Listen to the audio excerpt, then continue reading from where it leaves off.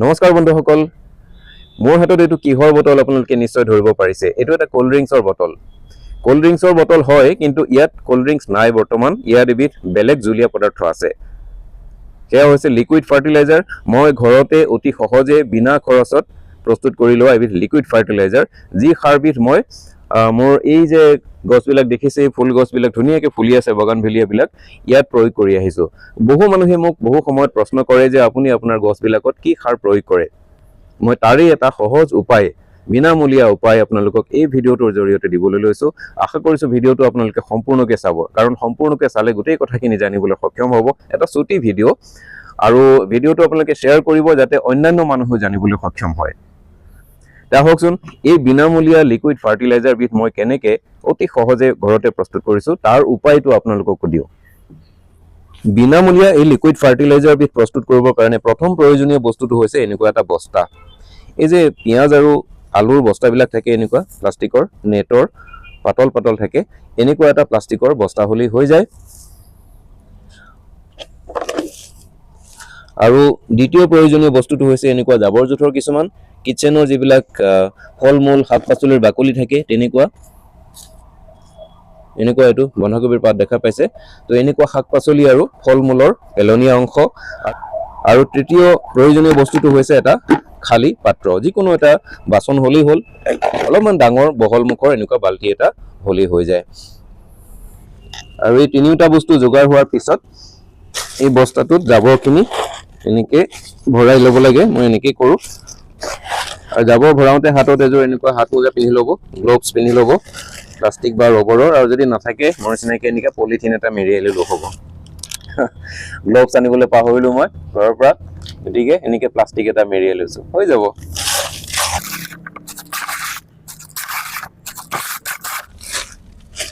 তাৰপিছত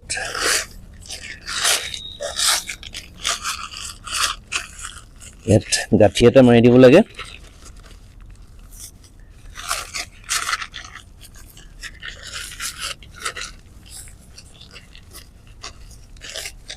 হৈ গ'ল।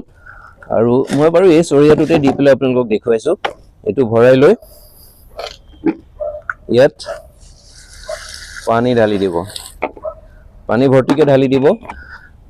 আৰু এইটো আজিৰ পৰা এসপ্তাহমান আগতে মই এনেকৈ থৈ দিছিলোঁ।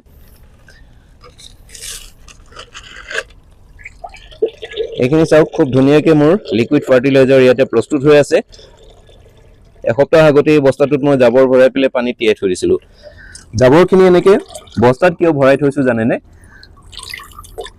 পিছত আৰু গেলা পচা জাবৰ আপুনি পানীৰ পৰা টুকি থাকিব নালাগে, নহ'লে বহুত গোন্ধাই, একদম লেতেৰা গোন্ধাই। কিন্তু দেই, এইটো সহ্য কৰিব লাগিব। পিছত সেই ঝামেলাটো নাথাকে, সেই সমস্যাটো আপোনাৰ নাথাকিব যদি এনেকৈ জাবৰখিনি গেলি যোৱাৰ আগতেই বস্তাত ভৰাই মেলি ৰেডি কৰি থৈ ল'ব লাগে। আৰু পানীত জাষ্ট এনেকৈ টোপোলাটো তিয়াইহে থ'ব লাগে। আমাৰ যে কঠীয়া তিয়াই টোনত ভৰাই পেলাই বা পাতলীয়া বস্তাত ভৰাই পেলাই পানীত জুবুৰিয়াই থৈ দিয়ে, পুখুৰীত পেলাই থৈ তাৰপিছত লাহেকৈ দাঙি আনে, ঠিক তেনেকুৱাই কথাটো। এনেকৈ বস্তাত ভৰাই পেলাই পানী তিয়াই থ'লে কি হয়, ইয়াত আৰু পানীৰ লগত এই গেলা জাবৰ মিহলি হৈ নাথাকে।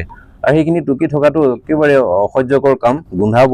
তাৰপিছত সেই জাবৰবিলাক যদি আকৌ গছৰ গুৰিত পৰে, গেলি যোৱা সেই শাক পাচলিৰ জাবৰ জোঁথৰবিলাক, তেতিয়া গছৰ গুৰিত ফাংগাছৰ সৃষ্টি হ'ব পাৰে, গছৰ অনিষ্ট হ'ব পাৰে। তো সেইকাৰণে এনেকৈ টোপোলা বান্ধি থ'লে আৰু পিছত আৰু আপুনি জাবৰ বুটলি থাকিব নালাগে, গেলা জাবৰ বাচি থাকিব নালাগে পানীৰ পৰা। এইকাৰণেই মই এনেকৈ বস্তাটো ব্যৱহাৰ কৰিছোঁ। এইটো সহজ বুদ্ধি নহয়নে বাৰু? ইয়াত কিন্তু বহুতখিনি মাইক্ৰ'নিউট্ৰিয়েণ্টছ, মেক্ৰ'নিউট্ৰিয়েণ্টছ, গছৰ কাৰণে যিবিলাক প্ৰয়োজনীয় খাদ্য, ইয়াতে বহুতখিনি সোমাই আছে। কাৰণ ইয়াত বিভিন্ন ধৰণৰ শাক পাচলিৰ বাকলি, ফল মূলৰ বাকলি আছে। ইয়াত পিঁয়াজৰ বাকলি আছে, কলৰ বাকলি আছে, কণীৰ বাকলি আছে, তাৰপিছত বিভিন্ন ধৰণৰ শাক পাচলিৰ পেলনীয়া অংশ আছে। চবৰে পৰা প্ৰতিবিধ সামগ্ৰীৰ পৰা বেলেগ বেলেগ ধৰণৰ উপাদান গছবিলাকে লাভ কৰিব। গতিকে ইয়াত সকলোবিলাক মাইক্ৰ'নিউট্ৰিয়েণ্টছেই ইয়াত এভেইলেবল হৈ থাকে। গতিকে এইখিনি অতি উৎকৃষ্ট মানৰ অৰ্গেনিক ফাৰ্টিলাইজাৰ। ইয়াৰ পৰা কোনো ধৰণৰ কেমিকেল গছে নাপায়। গতিকে আপোনালোকে দেখিলে কেনেকৈ অতি সহজে বিনামূলীয়াকৈ ঘৰতে আপুনিও এনেকৈ প্ৰস্তুত কৰি ল'ব পাৰে। এই বুদ্ধিটো আপোনালোকে এপ্লাই কৰিবচোন। এনেকেই